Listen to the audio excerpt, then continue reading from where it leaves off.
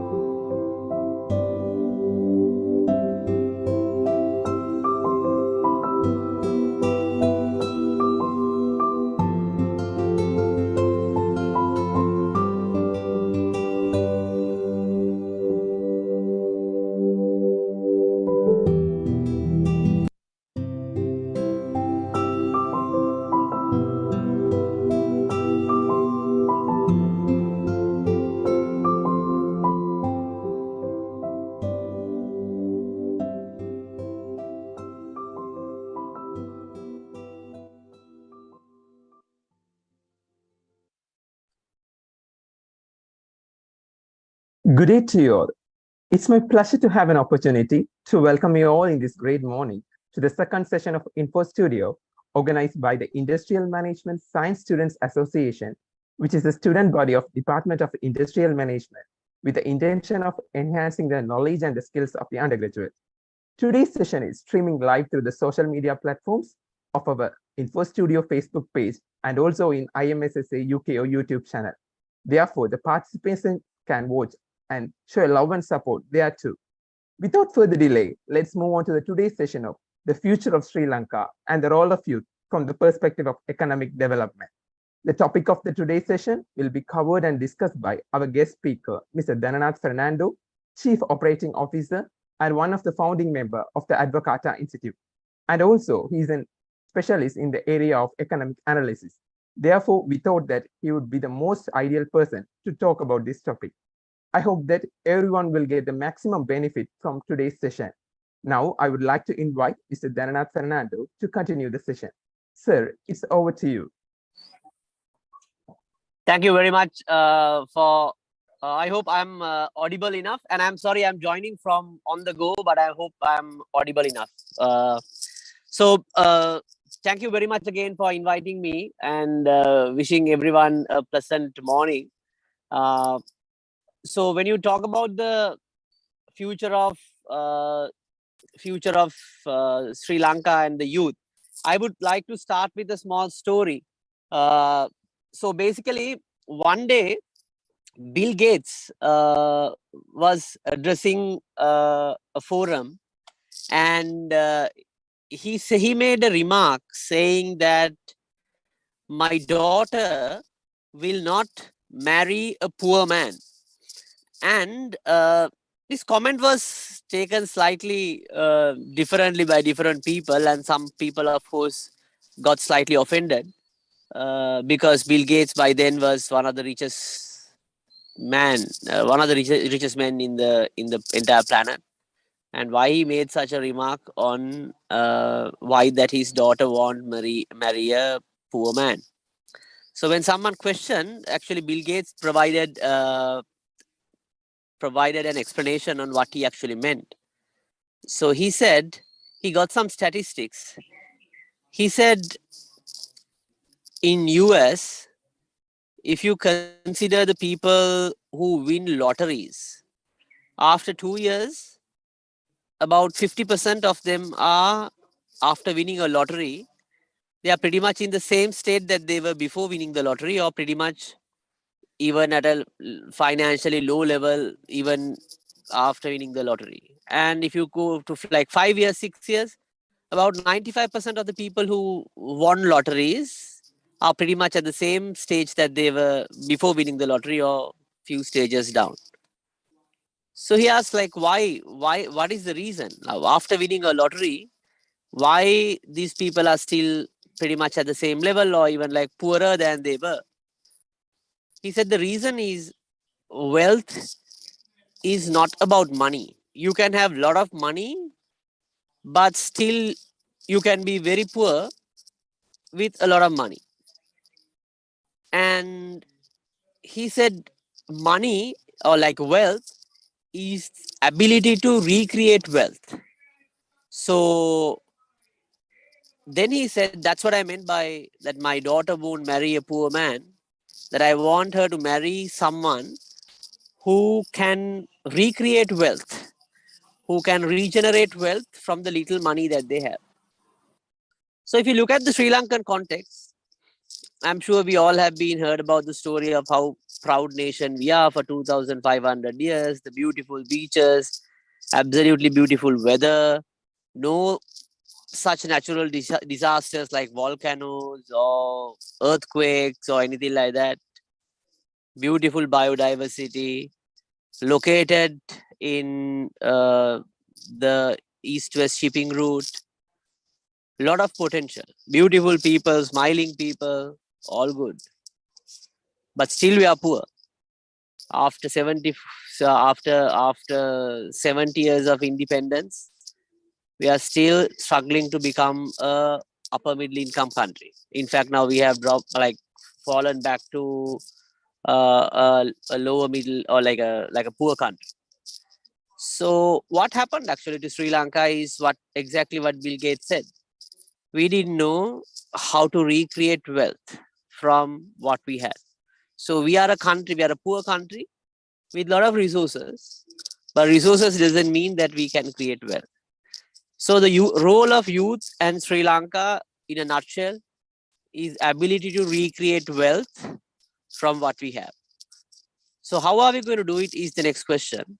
I think you look at it in two aspects. One is on a personal aspect. Second is on a country's aspect. And on a country's aspect, when you set up the right policies, procedures, then people automatically prosper. Automatically, in the sense, then the hardworking people will be rewarded, so they excel the world. And that's one reason a lot of people who leave Sri Lanka become prosperous, not because they are, some different kind of people. It's the same people like us, but their environment was set up in a way that they can prosper. But in our country, the setup is not done in the same way. So as a result, when you go, I'm sure if you have been to London or if you have heard of it, I mean, a lot of Sri Lankans there are doing really, really well. And even if you look at the statistics of the wealth or like average annual income in the people in US who have migrated from Sri Lanka, their average income is also quite higher than the other populations who have migrated. So basically, on a country's aspect, when you have a level playing field, then people who hard work, people who are creative, have a big opportunity to create more wealth. When one set of people create wealth, of course, wealth cannot stay at one place. The nature of wealth is either it it drops down to more people, or it recreates wealth. So as a result, so many other people are also becoming, their income levels are also getting higher. But there's a misperception generally in Sri Lanka that wealth is a bad thing, which is not right. Creating wealth is the biggest help that you can do for a person who is in need. One day this is just a story. One day there was someone saw a beautiful, very high profile car. Let's say it's a Ferrari.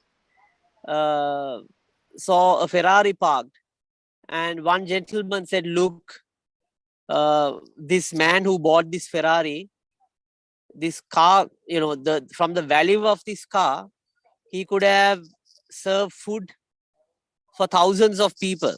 But this person has just bought the car." Was the comment made by someone who saw that car. But the other person who overheard his comment saw it differently. He said, actually, the person who had bought that car has helped more than 1,000 people. And then the other person got slightly confused, like, how come? Because you just bought a car and you own it. And how come that buying that car helped thousands of other people? So he said, look, this car is not just a car, because this car has tires. To build that tires have been made in world-class level. So there's a production facility that should make these tires. And for that production facility to make these tires, someone has to tap rubber to make these tires. Someone has to vulcanize that tire. Someone has to wrap it, pack it, and someone has to transport it. That there has to be a driver who drives it in a massive container. And if you look at the steel that this car has been made, someone has to mine that steel. Someone has to process it. Someone has to make it stainless steel. Someone has to, take the shapes through a machine, paint it, and ship. And even if you look at the seats of this car, which was done in genuine leather, so someone has to produce that leather. Someone has to season the leather. So there's a big value chain in that car. So ultimately, he has paid for all of that. And ultimately, he has just a car. But of course, that money he had has been distributed for a bigger supply chain. So that's what I said, like when you create wealth and when you recreate wealth, generally the nature of that wealth is it filters down for different layers. I'm not saying it will filters down in this equal proportion. Of course, there may be differences, but it filters down. But the problem in Sri Lanka is we are not creating wealth. And without creating wealth, we are trying to distribute it, which cannot be done. Because when you don't have money, or like when you're not creating wealth, there is no way that we can distribute it.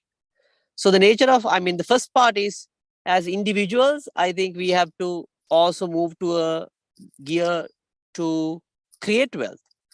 And creating wealth, different people take different routes. Some want to go abroad, some want to do businesses here, some want to do a job, some more expects a government job.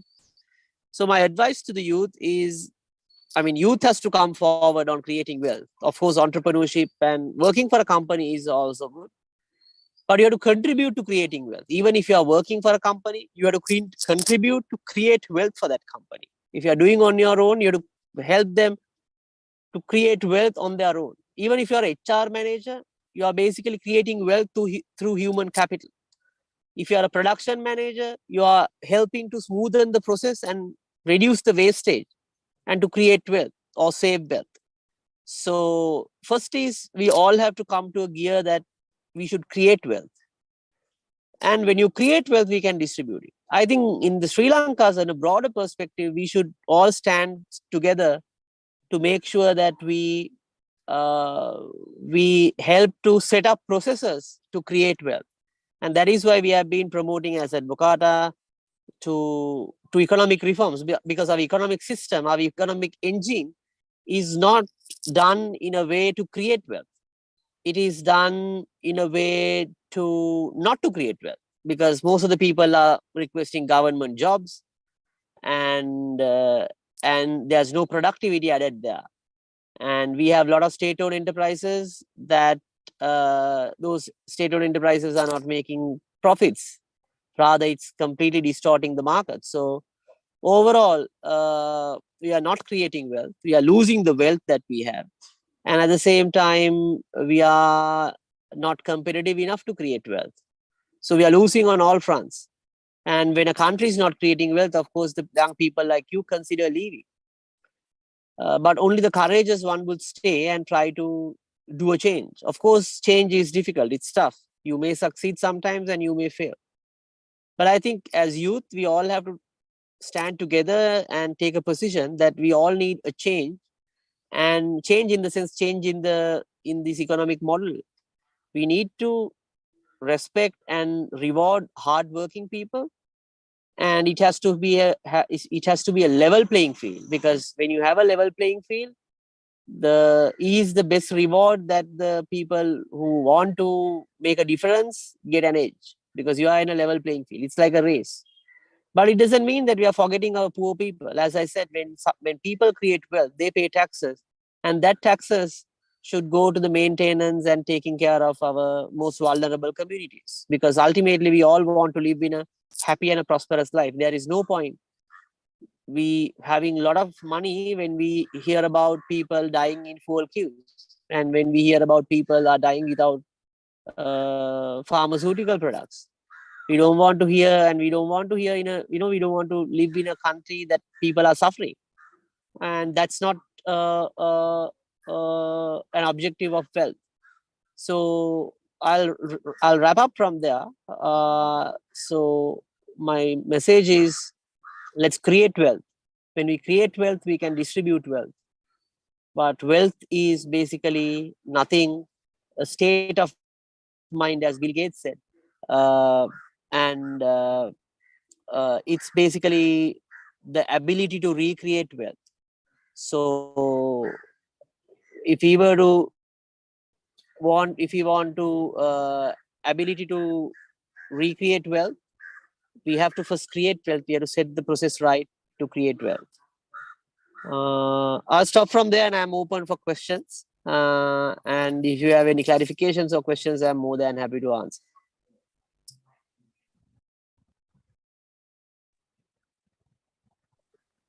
Dhananath, thank you so much. Good morning. This is Shan. Hi, Shan. Good morning.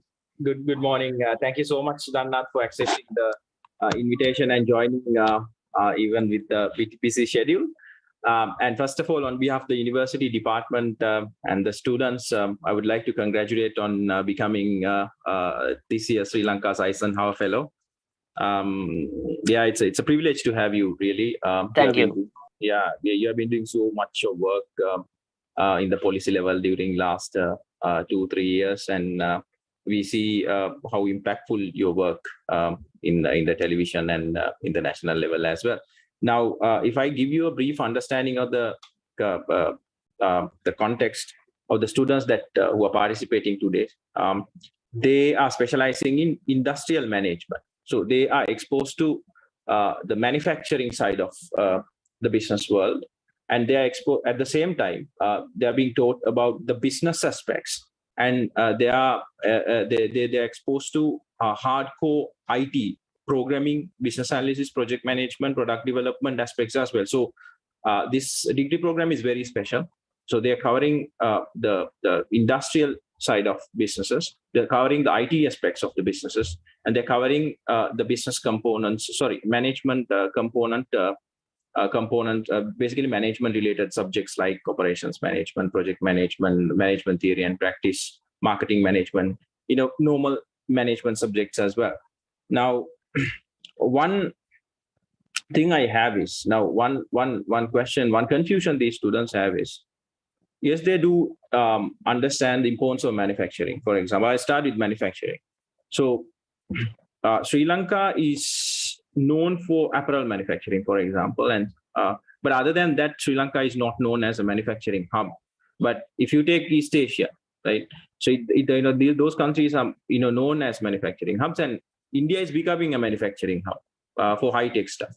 So since you are talking about creating wealth, what is the possibility that Sri Lanka has to become a manufacturing hub in that front, becoming a high-tech manufacturing hub? And if it is possible, it is possible for Sri Lanka to become a manufacturing hub, what should Sri Lanka do from the policy front? And how does these individuals can contribute? Thank you so much. That's my first question. Thanks, Shan. Thank you very much. Definitely, we have a massive potential to become the manufacturing hub, because we are so lucky that we are located in an area that I really can't remember the figure, but a couple of billions of people. If you go to Trincomalee, If you look at if you go to the world map and if you look the countries or like the region facing Trincomalee, that Visakhapatnam, Bangladesh, that stretch, that has about 1 billion. I'm not sure, even it must be more than 1 billion people. And if you take India itself, which is just like from the north, very few kilometers, even some people swim. It's a massive market, because for a manufacturing hub, what you need is you should be able to manufacture it in great scale, like large scale, because then you can bring down the cost. And you should have the labor, skilled labor that you can support the manufacturing, and you have to be efficient and cost effective. So Sri Lanka definitely has the potential, because if you look at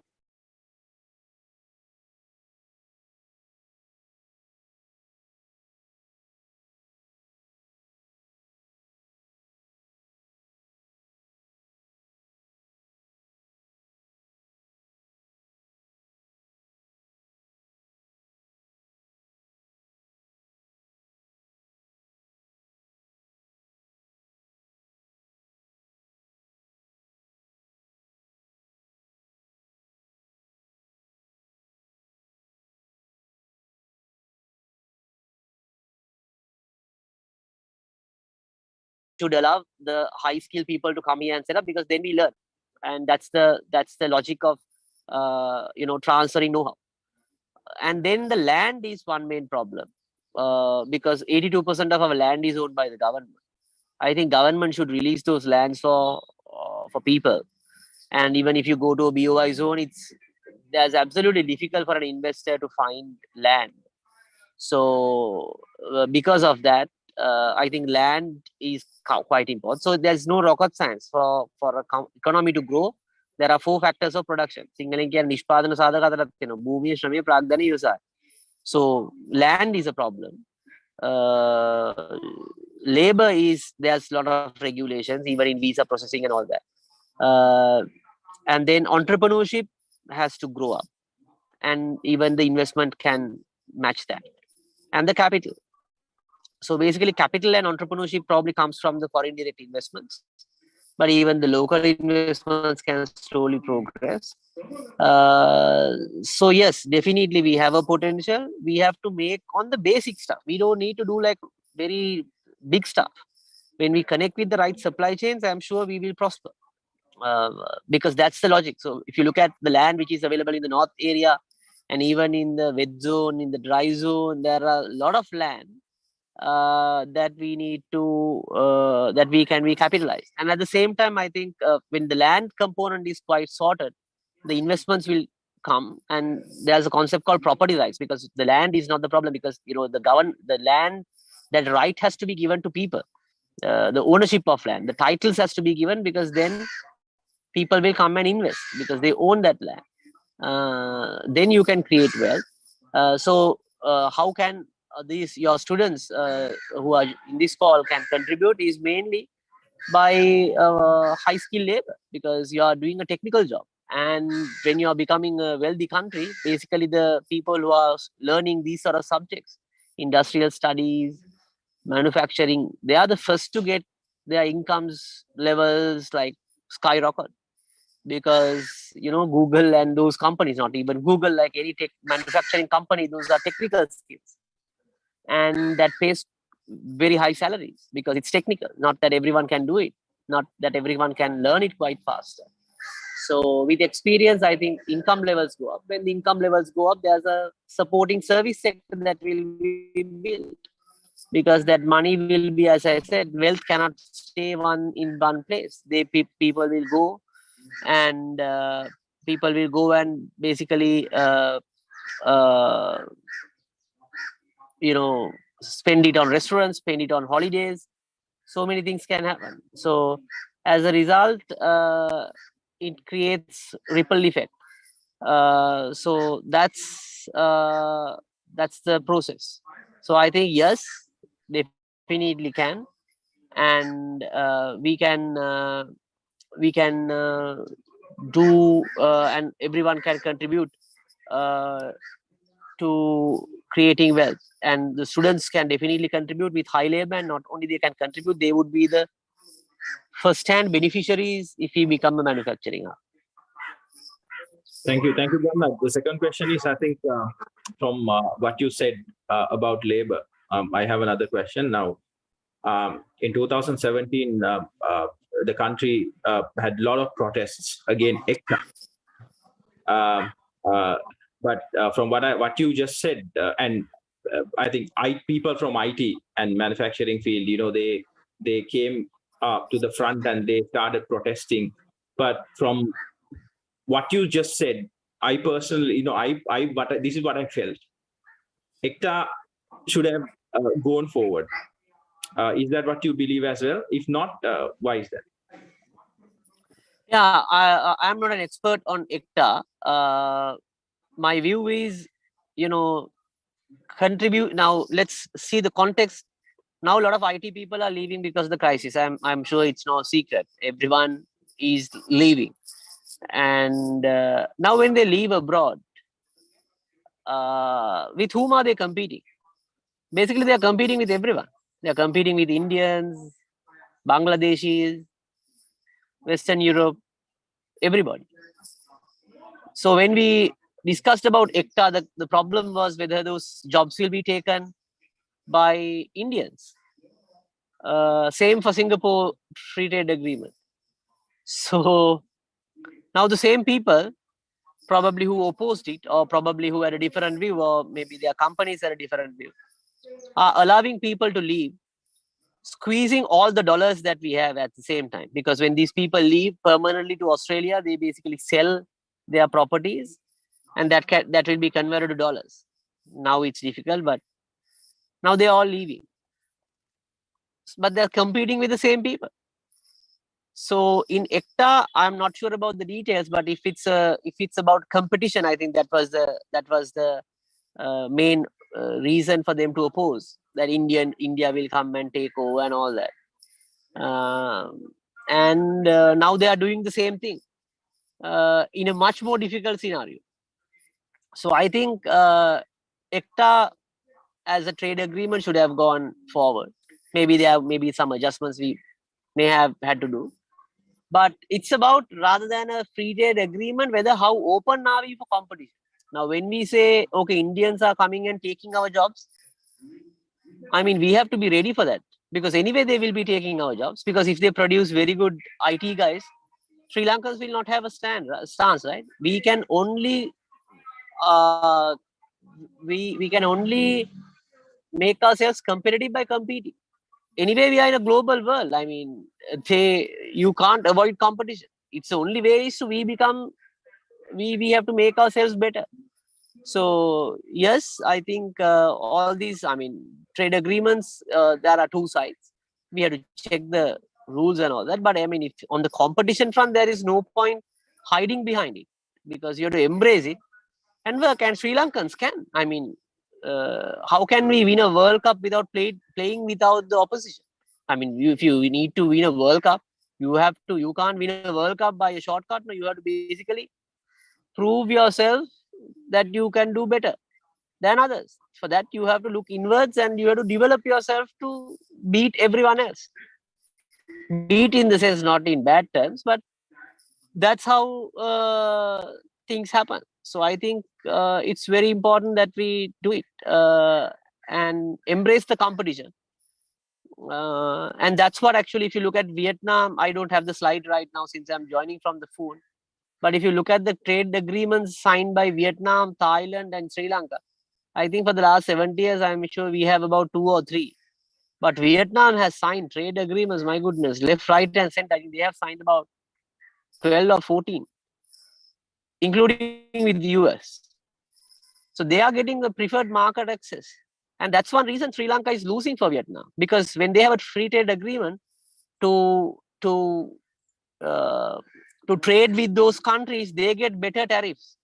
So if you are exporting the same thing from Vietnam versus Sri Lanka, because of the tariff advantage, Vietnam products become incompetitive, and our become uncompetitive because we don't get the same tariff band, or like our tariff rate would be higher.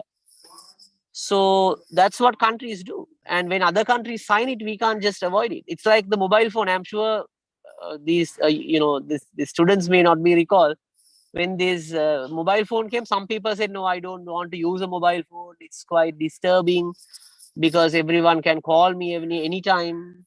But when everyone uses a mobile phone, you have no other option.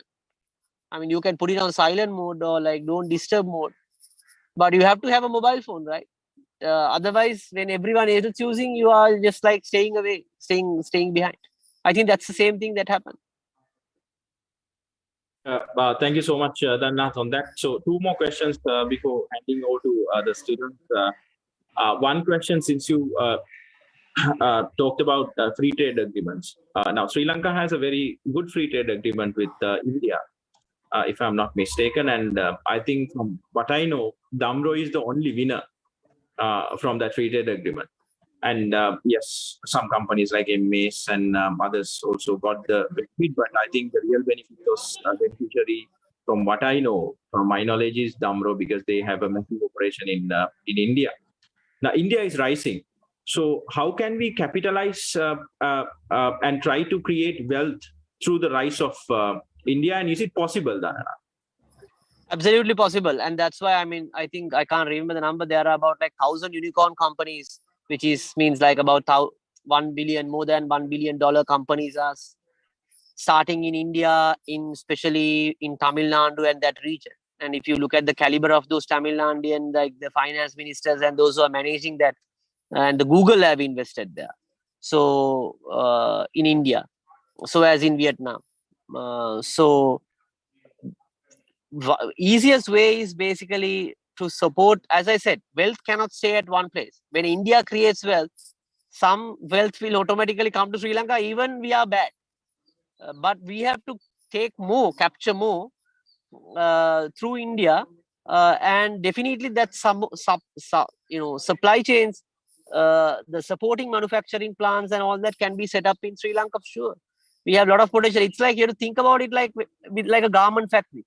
When there's a garment factory in a BOI zone, there are so many other supply chains, right? There are transport services. There's a guy who does the canteen, and there's people who provide boarding services. There's people who like sell like small fancy items. So there's a massive ecosystem around that garment area. There's like night shops who provides like food and all that. So there's like a lot of people depend on that. So the same thing happens when India grows, because they need supplies from everywhere. So actually Sri Lanka can become one. Even we are bad, but if we become good, I'm sure those companies will move here, because it's much easier, better environment in here. I mean, naturally given, and skills and people. But to do that, we have to allow that to work. So India is our biggest. We have to. It's an asset, but we have to make sure that geopolitically we play it right. Because compared to the size of the country and the market, we haven't captured it potentially. Even if you look at it's not a good thing to compare the trade balance or like imports versus exports between countries and countries. So basically, still we are importing a lot from India.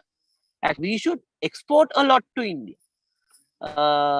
So when you do that, and the tourism, most of the tourists should come from India, because it's a massive market. It's 1 billion market.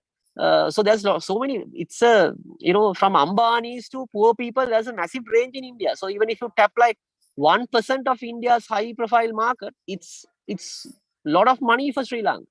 So that's why we should explore that. I'm sure there's plenty of opportunity, not only in India.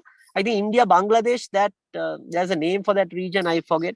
So the India, Bangladesh, that Visakhapatnam, that stretch facing from Trincomalee, lot can be done. Same for manufacturing, because we have a decently distributed port, and Colombo is one of the main ports in the world.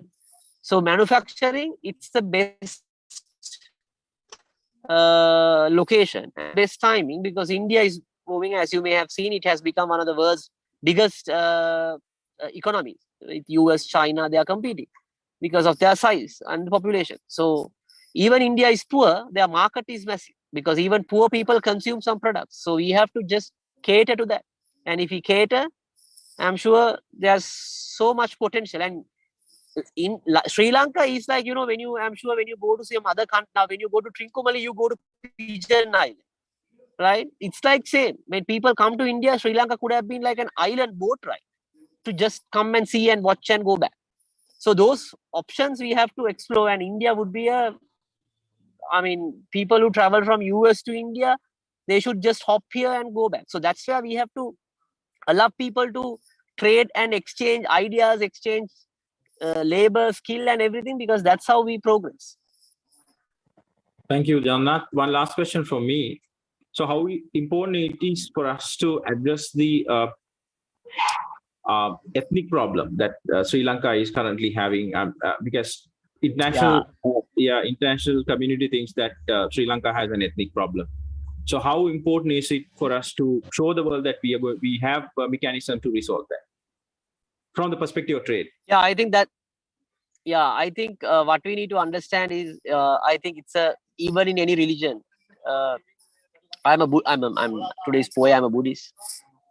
Even any religion, you the humanity first. So if I am thinking I am superior to someone else, or if I am thinking I am superior to some other ethnicity, that is not the right way to think about it. So definitely we have to have reconciliation, and only through reconciliation we can move forward. Because if our people are killing each other, there's no way that we can overcome. So definitely that has to be resolved. We have to accept every people. I mean, this is 21st century. Of course, everywhere in the world these issues are there, but a country like us can't afford it after suffering it from 30 years, and after so many other incidents happen. I mean, no one of us are superior. I mean, that's the wrong way to think about it. We all are humans. We all respect each other, and we all are capable of doing. We are all unique in our own way, so we have to respect that. And no same, the same body structure, the same features cannot have similarly two people. Even if you are twins, there's a difference. So we have to respect their uniqueness and move forward. I think those are somewhat old, and a country like us can't solve it. We have to respect everyone and move forward. How important is it from the perspective of trade, Dhananath? Very important. I mean, very important, because the trade, to do trade, its image is important. Now, if you know MASs and all that, and the Nikes and all that, they check that before you export from, before they import from Sri Lanka. They check whether you use child labor, whether you discriminate people, whether you have a proportion of your labor force given to disabled people. So when people are checking to that detail, you can't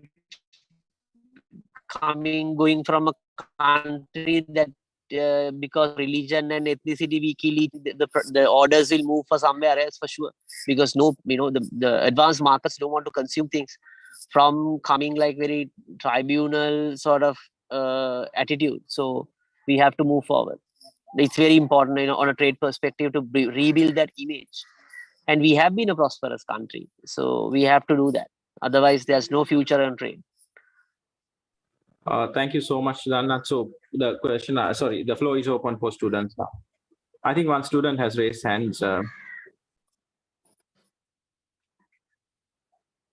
Guys, now we are in the Q&A session. If you have any questions related to today's session topic, you can feel free to ask your questions through the unmuting your microphone, or else use the chat box.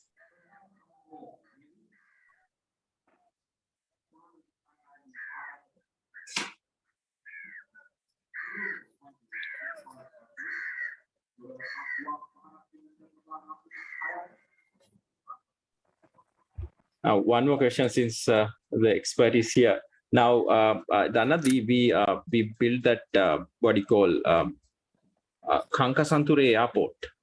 Yeah. And from Sri Lankan media, social media, there was so much resistance towards that. Now, but when you look at South India, now it has become one of the most key hubs, IT hubs in the world. So is there a connection between the South Indian industries and the establishment of that Kankasanture airport? Yeah. Yeah, I mean, definitely, I mean, airports and ports are important part of trade. So for the moment, I don't see any strong connection. I mean, people just trade between like basics of the saris and some confectionery items from there to here. But we have to have a lot of industrial links. I think in that sense, a port there may have been sensible. And also sometimes the circumstances also change. Maybe when we did the port, maybe the situation wasn't good, but now things have changed. So maybe we can capitalize on that.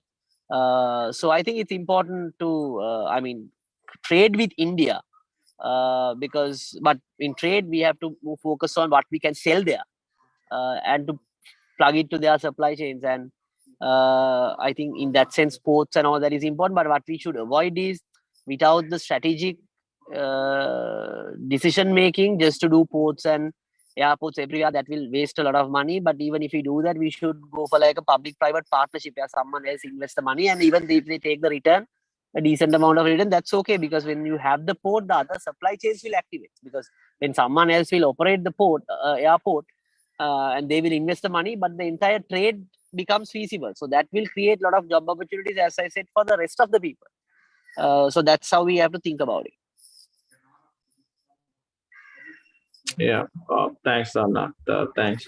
So going forward, what are the industries that now these guys are basically specializing themselves in industrial management? So, does Advocata has any understanding of? Do you have already done any analysis on specific industries that Sri Lanka should be focusing going forward, or are there any existing industries that we should be avoiding focusing more on? No, I think we are in the view that the general thumbnail is, or like rule of thumb is, Chan. It is mainly the entrepreneurs know which one is good. Now, the best example is Toyota. When Toyota started manufacturing cars in Japan, also there's this massive ministry called GT, I think, Japanese Industrial and Trade something. They advised Mr. Toyota to not to manufacture cars, because they had said, like, this cannot be competitive. But he didn't listen to them, and he started. And you know what happened to Toyota thereafter. The rest is history. Toyota is one of the main innovative products in the world.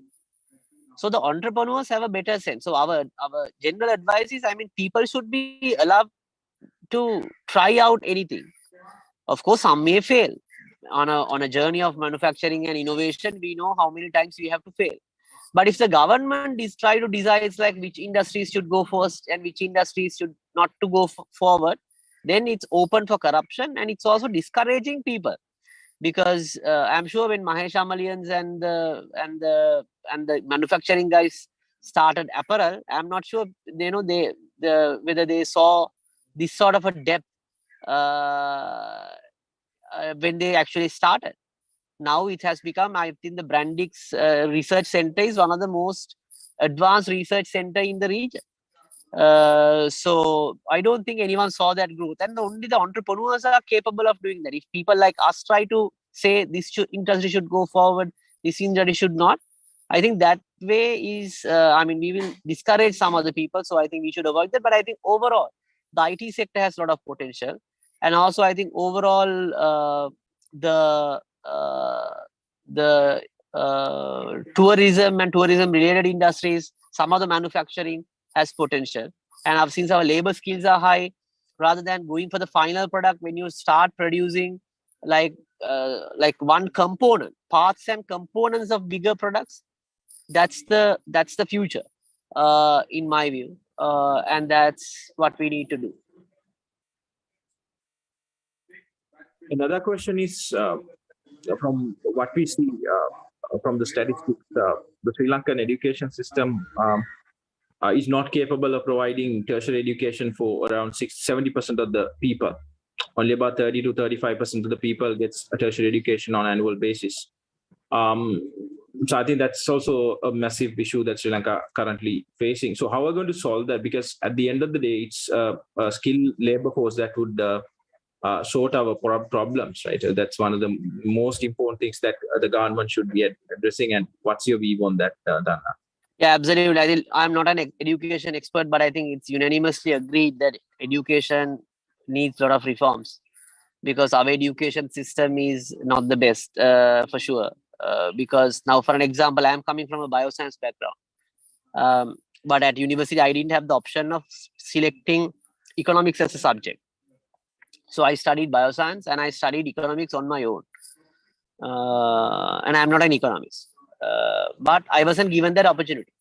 And even a lot of students who study economics, I'm just talking about this subject. They are, I mean, people who do arts and art subjects doing economics. But economics is a very mathematical subject. Actually, you have to do advanced maths to do proper economics and econometrics. But most of the Sri Lankan economics courses doesn't teach mathematics. And as a result, we are wasting a lot of time because most of these art graduates, which is like the junk of A-level students component, because of the rural areas, they don't have science laboratories and all that. So they don't know maths. And as a result, all these economics studied students, even after the graduation, they are joining the unemployed graduate association. But economics actually in other countries considered as a STEM subject, science, technological, and mathematics, and a STEM subject. But in Sri Lanka, it's not. I'm just giving one example.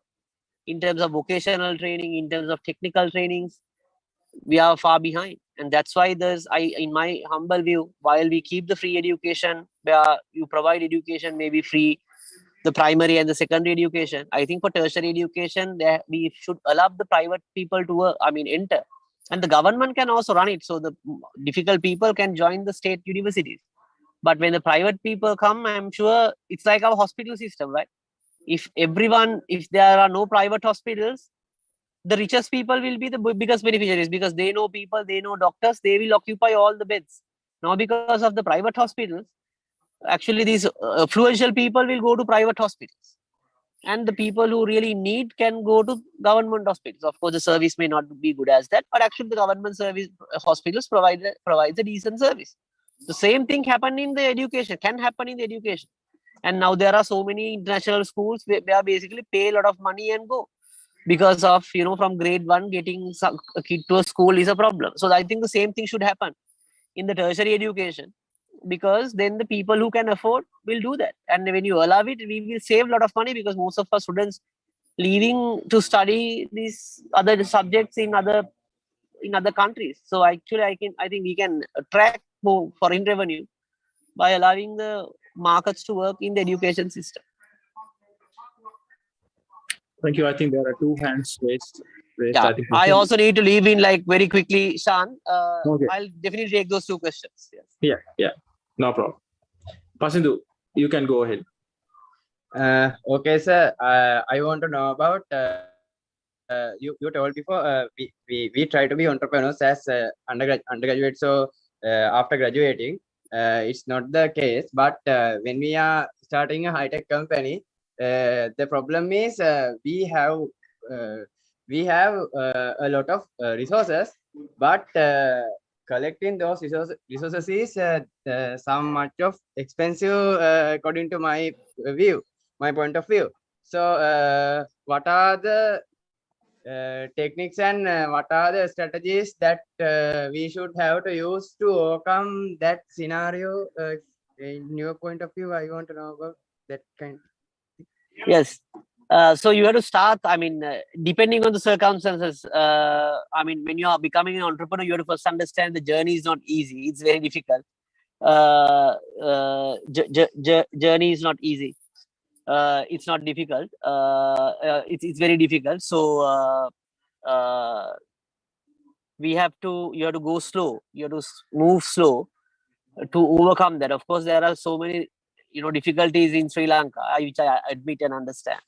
You have to go slow and steady. That's my only advice. And don't give up. Other than that, I don't have any particular specific advice, Pasidu. But go very slow. That would be my advice. Okay, sir. Thank you. Yeah, the second question, you can go ahead, Misha. Thank you, sir. And Actually, so as a girl, I'm asking this question because in our batch there are 110 people, but 50 of them are girls. So you know that female entrepreneurship is something that came into consideration very recently. So I want to ask whether there are some specifications that we should consider when we are female entrepreneurs, or is it the same as the boys? No, I think it's the same as the boys. Because, I mean, of course, biologically, there are things that girls can do and boys can't do. But I don't think even in today's world, there's a limitation. But I think the female labor force participation is very important. I think the women should give, I mean, they are equal as men. So in terms of salary scales, in terms of contribution to the labor force, they should be treated equally. If they are skillful, they should be treated. And of course, they have the natural ability to, give birth to children. We all have been given birth by mothers. So they should give that opportunity. They should give that period for rest and, to feed and all that. That way that they contribute back to the society. But no, I mean, there's no limit. A lot of female entrepreneurs around the world who does fantastic work. And the female labor force participation is very, very important. So we should move forward. And I don't think there's any girl should limit themselves because of their gender. It's like same as ethnicities. You should because in Sri Lanka, female labor force participation is very low, and we should take it very seriously and move forward. Yes, I got the point, and thank you so much. Shan, sorry, I think I have to leave. Yeah, no problem. Thank you so much. Yeah, we can wind up the session, Pute. Thanks. Yeah, let's wind up the session since Dhananath is so busy these days. Thank you so much, sir. It was really an informative session, and you have covered all the ideas and thoughts for the economic development of Sri Lanka. Now, on behalf of the Department of Industrial Management, I would like to extend our heartfelt gratitude to you, sir, for accepting our invitation and sharing the knowledge with us. And also, I would like to thank our academic staff, Dr. Shan Jayasinghe, for making the session more valuable with your presence. I'm pretty sure that all the participants have got the necessary ideas and information from today's session. And guys, that's all about today. Let's meet on another session of Infostudio. Thank you for your participation. Have a nice day. Thank you, Dana. Thank you very much. Thank you very much, guys. Thank you. Sorry, I have to leave slightly early, but thank you very much. I really enjoyed the session. Thank you, sir.